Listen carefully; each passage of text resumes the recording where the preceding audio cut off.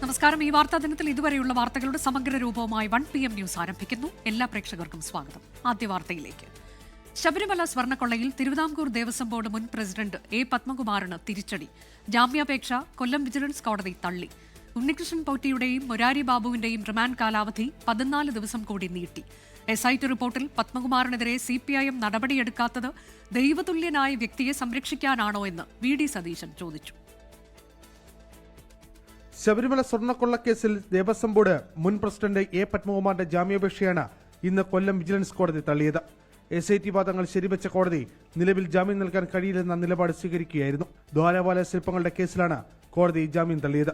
അതേസമയം മുഖ്യപ്രതി ഉണ്ണികൃഷ്ണൻ പോറ്റിയെയും മുരാരി ബാബുവിനെയും കോടതി വീണ്ടും റിമാൻഡ് ചെയ്തു. 14 ദിവസത്തേക്കാണ് കൊല്ലം വിജിലൻസ് കോടതി റിമാൻഡ് ചെയ്തത്. ശബരിമല സ്വർണ്ണക്കൊള്ളക്കേസിൽ തിരുവിതാംകൂർ ദേവസ്വം ബോർഡ് മുൻ പ്രസിഡന്റ് എ പത്മകുമാറിനെതിരെ ഗുരുതര ആരോപണങ്ങൾ കണ്ടെത്തിയിട്ടും CPIM അദ്ദേഹത്തെ സംരക്ഷിക്കുന്നുവെന്ന് പ്രതിപക്ഷ നേതാവ് VD സതീശൻ കുറ്റപ്പെടുത്തി.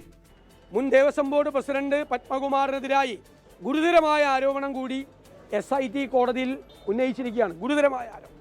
എന്നിട്ടും CPM ഈ അയ്യപ്പന്റെ സ്വർണം കവരാൻ കൂട്ടുനിന്ന ഗൂഢാലോചന നടത്തിയ പത്മകുമാറിനെയും മറ്റ് നേതാക്കളെയും സംരക്ഷിക്കുകയാണ്. അയ്യപ്പന്റെ സ്വർണം കവർന്നവർക്ക് കുടപിടിക്കുകയാണ് CPIM എന്ന് VD സതീശൻ ആരോപിച്ചു. അതേസമയം 2 കേസിലും ഉണ്ണികൃഷ്ണൻ പോറ്റി വീണ്ടും കോടതിയിൽ ജാമ്യാപേക്ഷ നൽകി. ജാമ്യാപേക്ഷ കൊല്ലം വിജിലൻസ് കോടതി ഈ മാസം 14 പരിഗണിക്കും. 24 കൊല്ലം. വയനാട് മാനന്തവാടി മെഡിക്കൽ കോളേജിൽ പ്രസവശേഷം യുവതിയുടെ വയറ്റിൽ നിന്ന് തുണിക്കെട്ട് കണ്ടെത്തിയ സംഭവത്തിൽ വൻ പ്രതിഷേധം. വീഴ്ച വരുത്തിയവർക്കെതിരെ നടപടി ആവശ്യപ്പെട്ട് കോൺഗ്രസും BJPയും നടത്തിയ പ്രതിഷേധ മാർച്ച് സംഘർഷത്തിൽ കലാശിച്ചു. ചികിത്സാ പിഴവിൽ DMOയുടെ നേതൃത്വത്തിൽ അന്വേഷണം തുടങ്ങി. 24 ആണ് ചികിത്സാ പിഴവ് പുറത്തു കൊണ്ടുവന്നത്. ഞാൻ ആശുപത്രിയിൽ നിന്ന് അഡ്മിറ്റായി കിടന്നപ്പോൾ ഞാൻ അമ്മയോട് പറഞ്ഞു, അമ്മ ഉള്ളിൽ എന്തോ കിടപ്പുണ്ട് എന്ന് പറഞ്ഞപ്പോൾ നമ്മൾ അവരോട് പറഞ്ഞപ്പോൾ അവർ ഉള്ളു പരിശോധിച്ചപ്പോൾ ഒരു കുഴപ്പമില്ല എന്ന് പറഞ്ഞാൽ നമ്മൾ ഡിസ്ചാർജ് ചെയ്ത് വിട്ടു. വീട്ടിലെത്തിയപ്പോൾ ഒരു 20 ദിവസം കഴിഞ്ഞപ്പോൾ എനിക്ക് വേദന ഇതൊക്കെ വന്നപ്പോൾ ഞാൻ അമ്മയോട് പറഞ്ഞു, അമ്മ എനിക്ക് വേദന വരുന്നുണ്ട്, സ്മെല്ല് വരുന്നുണ്ടെന്ന് പറഞ്ഞപ്പോൾ നമ്മൾ ആശുപത്രിയിൽ പോയായിരുന്നു. അപ്പോൾ പറഞ്ഞു ഉള്ളു പരിശോധിച്ചപ്പോൾ അവർ പറഞ്ഞ് ഒരു കുഴപ്പമില്ല എന്ന് പറഞ്ഞിട്ട് പറഞ്ഞു വിടുകയായിരുന്നു ചെയ്തത്. എന്നിട്ട് അത് കഴിഞ്ഞപ്പോൾ ഞാൻ പറഞ്ഞു, അമ്മ എന്തോ ഉണ്ട്, വീണ്ടും സ്മെല്ല് വരുന്നെന്ന് പറഞ്ഞപ്പോൾ ഒരു 75 ദിവസം കഴിഞ്ഞപ്പോൾ വീണ്ടും അത് താഴത്തോട്ട് വന്ന് ഇറങ്ങി തനിയെ. മാനന്തവാടി പാണ്ടിക്കടവ് സ്വദേശിയായ 21-കാരിക്കാണ് ചികിത്സാ പിഴവിനെ തുടർന്നുണ്ടായ ദുരിതം നേരിടേണ്ടി വന്നത്. കഴിഞ്ഞ ഒക്ടോബർ 20-നാണ് മാനന്തവാടി മെഡിക്കൽ കോളേജിൽ യുവതി പ്രസവിച്ചത്. 23-ന് ഡിസ്ചാർജ് ചെയ്തു. കടുത്ത വേദനയെ തുടർന്ന് 2 തവണ മെഡിക്കൽ കോളേജിൽ എത്തിയെങ്കിലും സ്കാനിംഗ് നടത്തിയില്ല എന്നാണ് പരാതി. കഴിഞ്ഞ മാസം 29-ാം തീയതി തുണിയുടെ കെട്ട് പുറത്തു വന്നു. വയറുവേദന എടുത്തിട്ട് ഇവർക്ക് നിൽക്കാനോ ഇരിക്കാനോ ഒന്നും പറ്റുന്നില്ല, ഭക്ഷണം കഴിക്കാൻ പോലും പറ്റാത്ത സ്ഥിതിയായിരുന്നു. എന്നിട്ട് നമ്മൾ ആശുപത്രിയിൽ പോയി. ആശുപത്രി പറഞ്ഞ് ഡോക്ടർ പറഞ്ഞ് നല്ലവണ്ണം വെള്ളം കുടിച്ചാൽ മതി, കുഴപ്പമൊന്നും ഇല്ലയെന്ന് പറഞ്ഞിട്ട് വിട്ടു. പിന്നെയും വയറുവേദനയായിട്ട് പിന്നെയും പോയി ആശുപത്രിയിൽ. പിന്നെയും അങ്ങനെ തന്നെ നല്ലവണ്ണം വെള്ളം കുടിച്ചാൽ മതി, ഒരു കുഴപ്പമില്ല എന്നിട്ട് പിന്നെയും വിടുകയും ചെയ്തവര്. സംഭവത്തിൽ വലിയ പ്രതിഷേധമാണ് ഉയരുന്നത്. കോൺഗ്രസ് പ്രവർത്തകർ ആശുപത്രി സൂപ്രണ്ടിന്റെ ഓഫീസ് ഉപരോധിച്ചു. BJPയും പ്രതിഷേധവുമായി രംഗത്തെത്തി.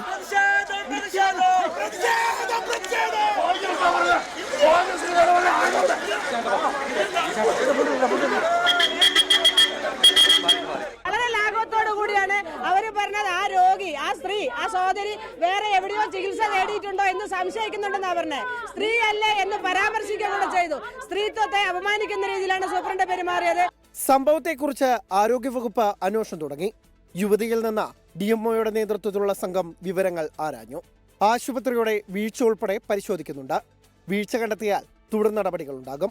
മന്ത്രി OR കേളുവും അന്വേഷണത്തിന് നിർദ്ദേശം നൽകിയിരുന്നു. 24 വയനാട്. തെരുവുനായ പ്രശ്നത്തിൽ രൂക്ഷ വിമർശനവുമായി സുപ്രീം കോടതി. പൊതുസ്ഥാപനങ്ങളിൽ നിന്ന് പിടികൂടുന്ന നായ്ക്കളെ അവിടെ തന്നെ വീണ്ടും തുറന്നുവിട്ടാൽ എങ്ങനെ തെരുവുനായ ശല്യം ഇല്ലാതാക്കാൻ കഴിയുമെന്ന് സുപ്രീം കോടതി ചോദിച്ചു.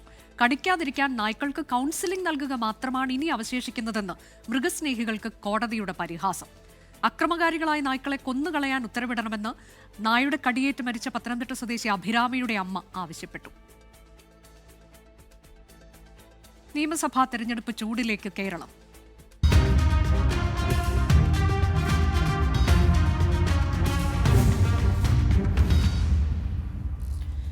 CPIM നേതാവ് AK ബാലന്റെ ജമാഅത്തെ ഇസ്ലാമി പരാമർശത്തിനെതിരെ ആഞ്ഞടിച്ച് പ്രതിപക്ഷ നേതാവ് VD സതീശൻ. പ്രസ്താവന വർഗീയ കലാപം ഉണ്ടാക്കാനാണെന്നും സംഘപരിവാർ പ്രചാരണത്തിന്റെ ഭാഗമാണെന്നും VD സതീശൻ പറഞ്ഞു. UDF അധികാരത്തിലെത്തിയാൽ ജമാഅത്തെ ഇസ്ലാമി ആഭ്യന്തരം കൈകാര്യം ചെയ്യുമെന്നും പല മാറാടുകൾ ആവർത്തിക്കും എന്നുമായിരുന്നു AK ബാലന്റെ വിവാദ പരാമർശം. ഏതെങ്കിലും രൂപത്തിൽ UDF ആണ് അധികാരത്തിൽ വരുന്നതെങ്കിൽ BJPയെ സംബന്ധിച്ചിടത്തോളം 2 ദിവസം കൊണ്ടത് സ്വാഹമാക്കും. ഈ കേരളം ഭരിക്കുക ഞാൻ പറഞ്ഞല്ലോ, ജമാഅത്തെ ആയിരിക്കും ആഭ്യന്തര കൈകാര്യം ചെയ്യുക, അവരാണ് അധികാരത്തിൽ വരുന്നതെങ്കിൽ. അപ്പോൾ ഒരു മാറാടും 2ാം മാറാടും എന്നല്ല ഉണ്ടാവുക. മുതിർന്ന CPIM നേതാവ് AK ബാലൻ ഇന്നലെ പാലക്കാട് നടത്തിയ ഈ പരാമർശത്തിനെതിരെയാണ് പ്രതിപക്ഷം രംഗത്തെത്തിയത്. CPIM നേതൃത്വത്തിന്റെ അറിവോടെയാണ് AK ബാലന്റെ പ്രസ്താവനയെന്നും സംഘപരിവാർ അജണ്ടയുടെ ഭാഗമെന്നും പ്രതിപക്ഷ നേതാവ് VD സതീശൻ.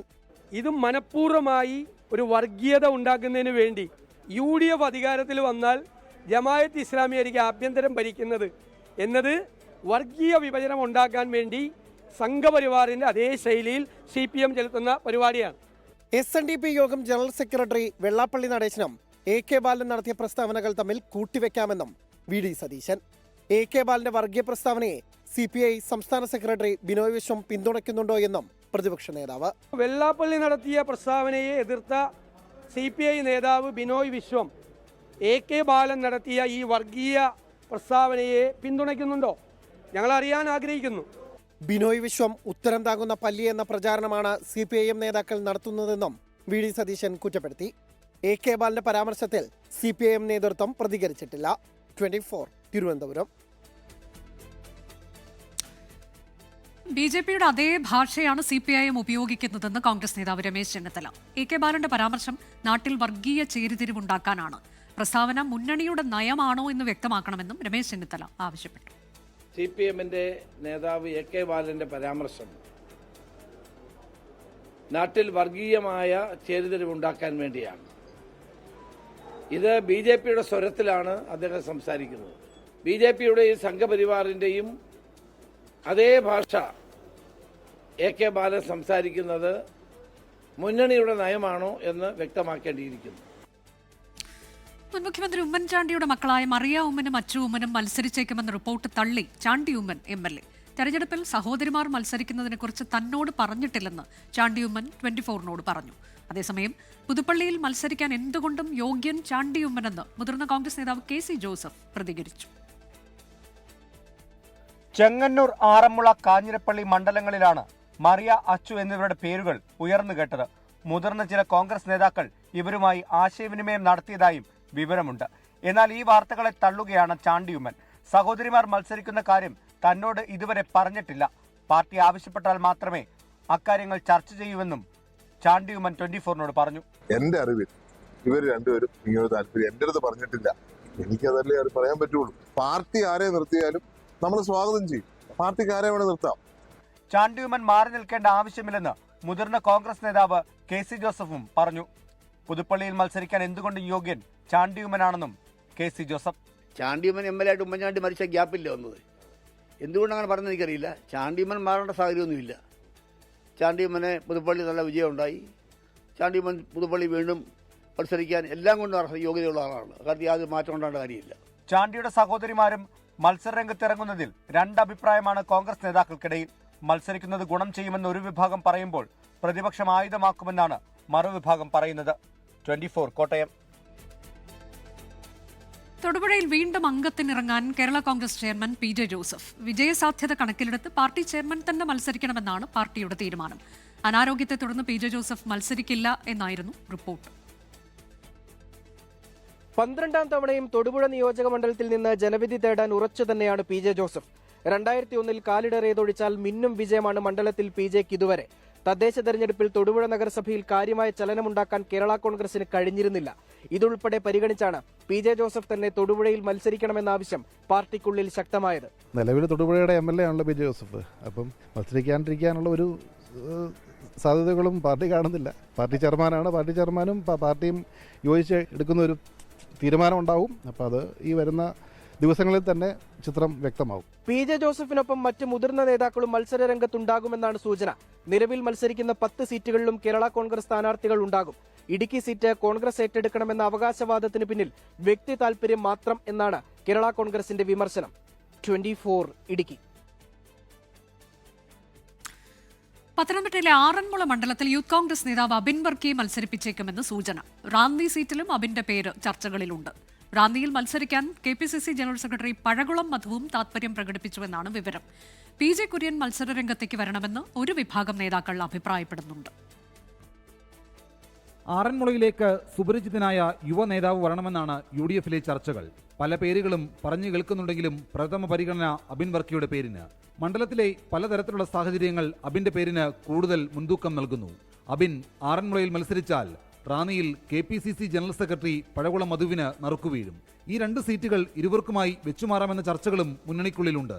കോന്നിയിൽ അടൂർ പ്രകാശോ DCC പ്രസിഡന്റ് സതീഷ് കൊച്ചുപറമ്പിലോ സ്ഥാനാർത്ഥിയായേക്കും.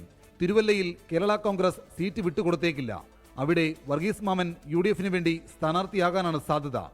അതേസമയം PJ കുര്യൻ വീണ്ടും തെരഞ്ഞെടുപ്പ് രാഷ്ട്രീയത്തിലേക്ക് വരണമെന്ന് ഒരു വിഭാഗം നേതാക്കൾ ആവശ്യപ്പെട്ടു. പക്ഷേ ഇതിന് PJ കുര്യൻ പച്ചക്കൊടി കാണിച്ചിട്ടില്ല. 24 പത്തനംതിട്ട. ആലപ്പുഴ കുട്ടനാട്ടിൽ മത്സരചിത്രം തെളിയുന്നു. LDF സ്ഥാനാർത്ഥിയായി സിറ്റിംഗ് MLA-യും NCP സംസ്ഥാന അധ്യക്ഷനുമായ തോമസ് കെ തോമസ് വീണ്ടും കളത്തിലിറങ്ങും. കേരള കോൺഗ്രസ് ജോസഫ് വിഭാഗം നേതാവ് റെജി ചെറിയാൻ UDF സ്ഥാനാർത്ഥിയാകും. BDJS അധ്യക്ഷൻ തുഷാർ വെള്ളാപ്പള്ളിയെ ഇറക്കാനാണ് NDA-യുടെ ആലോചന.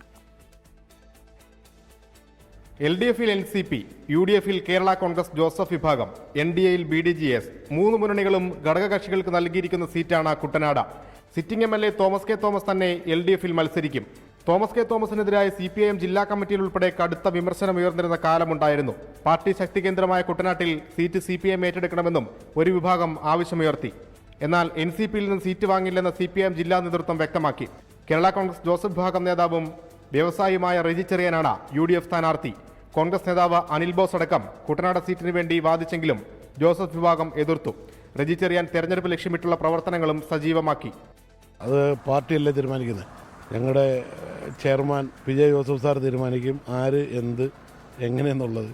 അപ്പം ആ തീരുമാനം വരുമ്പോൾ ഞങ്ങളെല്ലാവരും നിങ്ങൾക്ക് എല്ലാവർക്കും അറിയാം 20 വർഷമായിട്ട് കുട്ടനാടിൻ്റെ അവസ്ഥ കണ്ടറിയാം. അതിന് മാറ്റം വരാൻ അവിടെ UDF ജയിച്ചേ പറ്റും.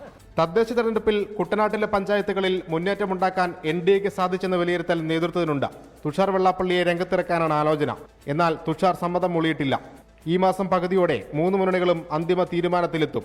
വെള്ളപ്പൊക്കമടക്കം പതിറ്റാണ്ടുകളായി പരിഹരിക്കപ്പെടാത്ത നിരവധി പ്രശ്നങ്ങളാണ് സ്ഥാനാർത്ഥികൾക്ക് വെല്ലുവിളി. 24 ആലപ്പുഴ. കോഴിക്കോട് ജില്ലയിൽ സിറ്റിംഗ് MLA-മാർ മത്സരിക്കുമെന്ന് സൂചന നൽകി CPIM ജില്ലാ സെക്രട്ടറി M മെഹബൂബ്. മന്ത്രി AK ശശീന്ദ്രന്റെ എലത്തൂർ സീറ്റ് CPIM ഏറ്റെടുക്കുമെന്ന റിപ്പോർട്ട് M മെഹബൂബ് തള്ളി. അതേസമയം ജില്ലയിൽ സ്ഥാനാർത്ഥി പട്ടിക തയ്യാറെന്ന് DCC അധ്യക്ഷൻ അഡ്വക്കേറ്റ് K പ്രവീൺകുമാറും പ്രതികരിച്ചു. കോഴിക്കോട് ജില്ലയിൽ LDF-ന്റെ സിറ്റിംഗ് സീറ്റിൽ മാറ്റമുണ്ടാകാൻ സാധ്യതയില്ല. മുഴുവൻ സീറ്റും LDF നിലനിർത്തുമെന്ന് CPIM ജില്ലാ സെക്രട്ടറി M മെഹബൂബ് 24-നോട് പറഞ്ഞു. മന്ത്രി AK ശശീന്ദ്രന്റെ എലത്തൂർ മണ്ഡലം CPIM ഏറ്റെടുത്തേക്കുമെന്ന റിപ്പോർട്ട് ജില്ലാ സെക്രട്ടറി തള്ളി. എലത്തൂർ സീറ്റ് CPIM എടുക്കുന്നൊക്കെ പറഞ്ഞിട്ട് ഒരു പ്രചരണം നടക്കുന്നുണ്ട്. അത് മുന്നണിയിൽ പ്രശ്നങ്ങൾ ഉണ്ടാക്കാനുള്ള പ്രചരണമാണോ? അങ്ങനെ പറയാം. ഞങ്ങളുടെ ഇടയിൽ അങ്ങനത്തെ ഒരു ചർച്ചയൊന്നും ഇതുവരെ നടത്തിയതായിട്ട് അറിയില്ല.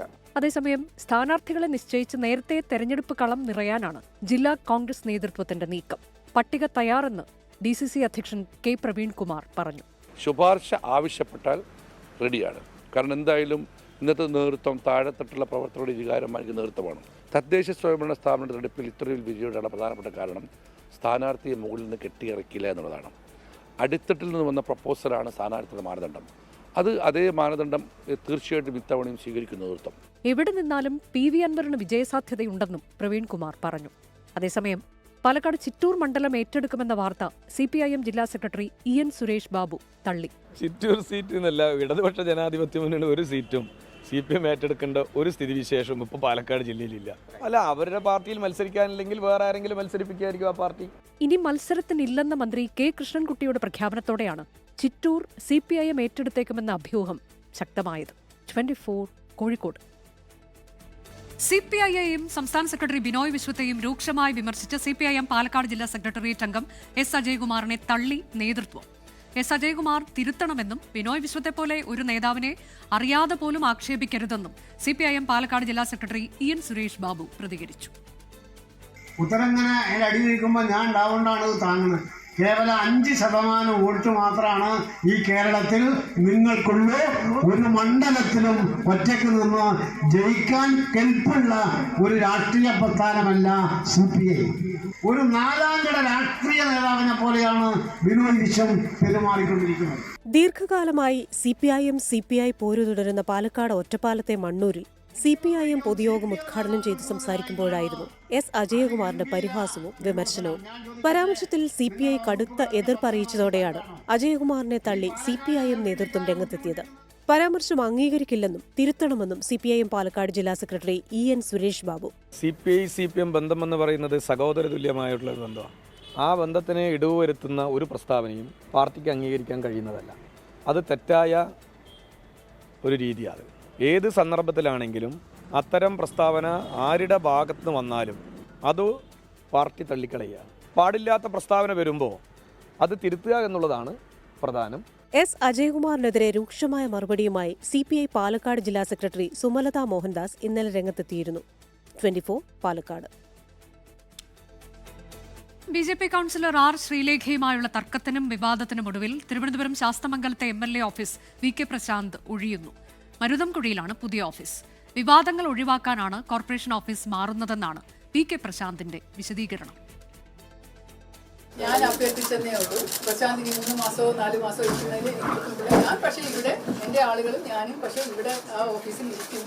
തിരുവനന്തപുരം കോർപ്പറേഷൻ കെട്ടിടത്തെ ചൊല്ലിയുള്ള MLA കൗൺസിലർ പോരിന് അവസാനം ശാസ്തമംഗലത്തെ MLA ഓഫീസ് VK പ്രശാന്ത് ഒഴിയാൻ തീരുമാനിച്ചു. R ശ്രീലേഖയും ഇതേ കെട്ടിടത്തിൽ ഓഫീസ് തുടങ്ങിയതിന് പിന്നാലെയാണ് MLA ഒഴിയുന്നത്. വിവാദങ്ങളുണ്ടാക്കി ചെയ്തു വന്ന നല്ല കാര്യങ്ങൾ വിസ്മൃതിയിലാക്കാനും അപവാദം പ്രചരിപ്പിക്കാനും പലരും ഉപയോഗിച്ചെന്ന് VK പ്രശാന്ത്. സംസ്ഥാനത്തെ എല്ലാ ജനപ്രതിനിധികളും സർക്കാരിന്റെ കെട്ടിടങ്ങളിൽ സൗജന്യമായിട്ടാണ് ഇരിക്കുന്നത്. ഇവിടെ ഞാൻ മുൻമേയർ എന്ന നിലയ്ക്കാണ് ഒരു കുറഞ്ഞ വാടകയെങ്കിലും നിശ്ചയിച്ച് തരണമെന്ന് ആവശ്യപ്പെട്ട് അവരത് ചെയ്തത്. അപ്പോൾ അതിനെപ്പോലും മഹാ അപരാധമായി ചിത്രീകരിക്കുന്ന ഒരു സ്ഥിതി വന്നു. അപ്പോൾ ആ വിവാദം തുടരേണ്ടതില്ല.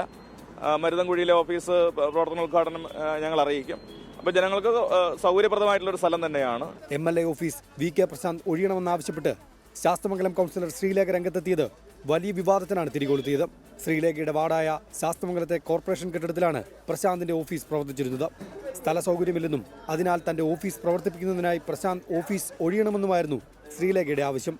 എന്നാൽ ഓഫീസ് ഒഴിയാൻ തയ്യാറില്ലെന്നും വാടക കാലാവധി കഴിയുന്ന മാർച്ച് 31 വരെ തുടരുമെന്നും പ്രശാന്ത് നിലപാട് വ്യക്തമാക്കിയിരുന്നു. ഇതിനു പിന്നാലെയാണ് CPIM കെട്ടിടമൊഴിയാൻ പ്രശാന്തിനോട് നിർദ്ദേശിച്ചതെന്നാണ് സൂചന. 24 തിരുവനന്തപുരം. പുനർജനി പദ്ധതിയുമായി ബന്ധപ്പെട്ട വിജിലൻസ് റിപ്പോർട്ടിന്റെ കൂടുതൽ വിവരങ്ങൾ പുറത്ത്. പ്രതിപക്ഷ നേതാവ് VD സതീശന്റെ UK യാത്രയിൽ ക്രമക്കേട് എന്ന റിപ്പോർട്ടിലുണ്ട്. സ്വകാര്യ സന്ദർശനത്തിനും ചരിത്ര പ്രാധാന്യമുള്ള സ്ഥലങ്ങൾ സന്ദർശിക്കുന്നതിനും ആയിരുന്നു അനുമതിയെങ്കിലും ഫണ്ട് പിരിവിനായി ദുരുപയോഗം ചെയ്തുവെന്നാണ് വിജിലൻസ് കണ്ടെത്തൽ. പുനർജനി പദ്ധതിയിലെ CBI അന്വേഷണ ശുപാർശ മുഖ്യമന്ത്രിയുടെ പരിഗണനയിലിരിക്കെയാണ് കൂടുതൽ വിവരങ്ങൾ പുറത്തുവരുന്നത്. സ്വകാര്യ സന്ദർശനത്തിനും ചരിത്ര പ്രാധാന്യമുള്ള സ്ഥലങ്ങൾ സന്ദർശിക്കുന്നതിനുമാണ് VD സതീശന് UK പോകാൻ കേന്ദ്ര ആഭ്യന്തര മന്ത്രാലയം അനുമതി നൽകിയത്. UK യാത്രയ്ക്ക് അനുമതി നൽകിക്കൊണ്ട് കേന്ദ്ര സർക്കാർ നൽകിയ പൊളിറ്റിക്കൽ ക്ലിയറൻസിൽ ഇക്കാര്യം വ്യക്തമായി ചൂണ്ടിക്കാട്ടുന്നുണ്ടെന്നാണ് വിജിലൻസ് റിപ്പോർട്ട്. എന്നാൽ ഈ യാത്രാനുമതി ഫണ്ട് പിരിവിനായി VD സതീശൻ ദുരുപയോഗം ചെയ്തെന്നാണ് കണ്ടെത്തൽ. സതീശന്റെ UK യാത്രയ്ക്ക് പിന്നിൽ കൃത്യമായ ആസൂത്രണവും വിദേശ ഫണ്ട് കേരളത്തിലെത്തിക്കാനുള്ള ഗൂഢാലോചനയും നടന്നതായി വിജിലൻസ് പറയുന്നു.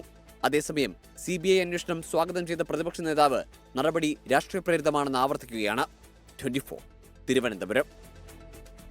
ഡൽഹിയിലെ തുർക്ക്മൻ ഗേറ്റിൽ വൻ സംഘർഷം. ഫൈസ-ഇലാഹി മസ്ജിദിന് സമീപമുള്ള അനധികൃത നിർമ്മാണങ്ങൾ പൊളിക്കാൻ അർദ്ധരാത്രി എത്തിയ പോലീസ് സംഘത്തിന് നേരെ കല്ലേറുണ്ടായി.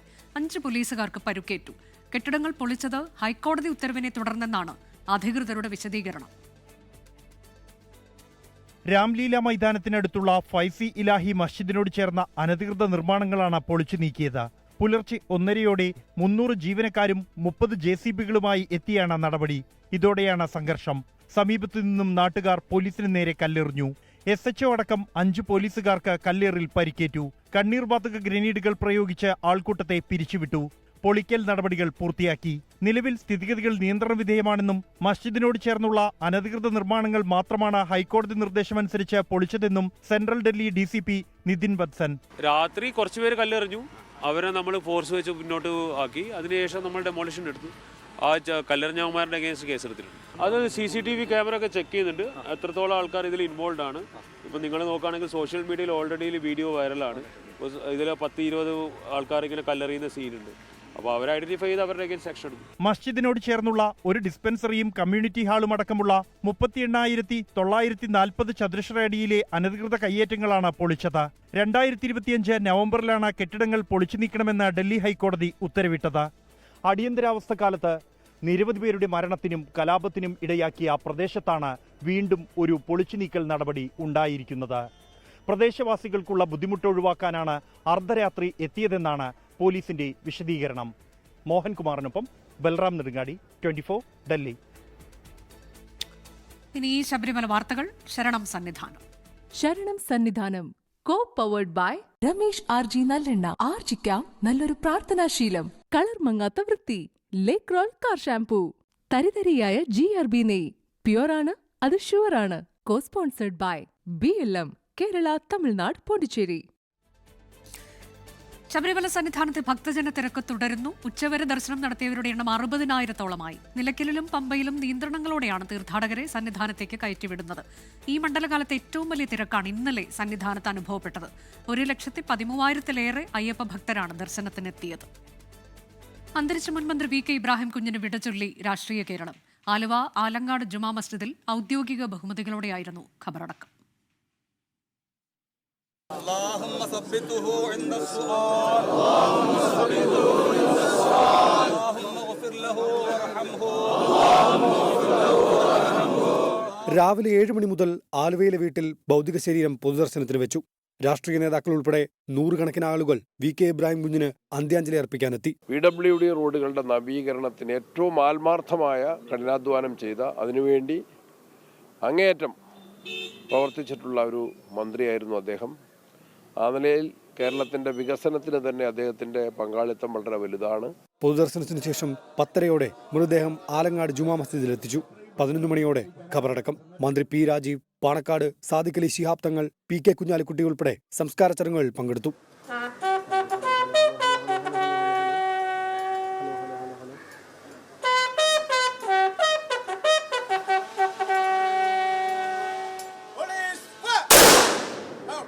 ശേഷം നടന്ന അനുശോചന യോഗത്തിൽ രാഷ്ട്രീയ, സാമൂഹിക, സാംസ്കാരിക മേഖലയിലെ പ്രമുഖർ പങ്കെടുത്തു.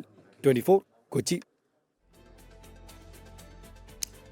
സൗദി അറേബ്യയിലെ മദീനയിലുണ്ടായ വാഹനാപകടത്തിൽ മരിച്ച മലയാളി കുടുംബത്തിലെ 4 പേരുടെയും മൃതദേഹം മദീനയിൽ ഖബറടക്കി. മലപ്പുറം മഞ്ചേരി സ്വദേശി അബ്ദുൽ ജലീൽ, ഭാര്യ തസ്ന, മകൻ ആദിൽ, മാതാവ് മൈമൂനത്ത് എന്നിവർക്കാണ് പ്രവാസി ലോകം വിട നൽകിയത്. മദീനയ്ക്ക് സമീപമുണ്ടായ വാഹനാപകടത്തിൽ പൊലിഞ്ഞ ഒരു കുടുംബത്തിലെ 4 ജീവനുകൾക്കും മദീനയുടെ മണ്ണിൽ അന്ത്യവിശ്രമം. മസ്ജിദ് നബവിയിൽ ഇന്ന് രാവിലെ നടന്ന മയ്യത്ത് നമസ്കാരത്തിന് ശേഷം ജന്നത്തുൽ ബഖി ഖബർസ്ഥാനിലാണ് മൃതദേഹങ്ങൾ ഖബറടക്കിയത്.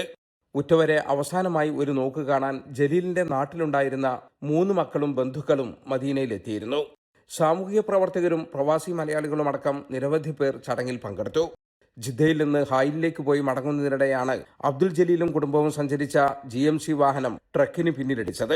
ഇടിയുടെ ആഘാതത്തിൽ അബ്ദുൽ ജലീൽ, ഭാര്യ തെസ്ന, മകൻ ആദിൽ, മാതാവ് മൈമൂനത്ത് എന്നിവർക്ക് ജീവൻ നഷ്ടപ്പെട്ടു. അപകടത്തിൽ പരിക്കേറ്റ ജലീലിന്റെ 3 മക്കളിൽ സൗദി ജർമ്മൻ ആശുപത്രിയിൽ കഴിയുന്ന ഹാദിയയുടെ നില ഗുരുതരമായി തുടരുകയാണ്. മദീന KMCC വെൽഫെയർ വിംഗ് പ്രവർത്തകരാണ് നിയമ നടപടികൾ പൂർത്തിയാക്കാൻ സജീവമായി രംഗത്തുണ്ടായിരുന്നത്. ഒരേ കുടുംബത്തിലെ 4 പേരുടെ വിയോഗം പ്രവാസി സമൂഹത്തിനും ജന്മനാടിനും തീരാവേദനയായി മാറിയിരിക്കുകയാണ്. Jaleel Kanamakalam, 24 Jeddah. 1 PM news അവസാനിക്കുകയാണ്.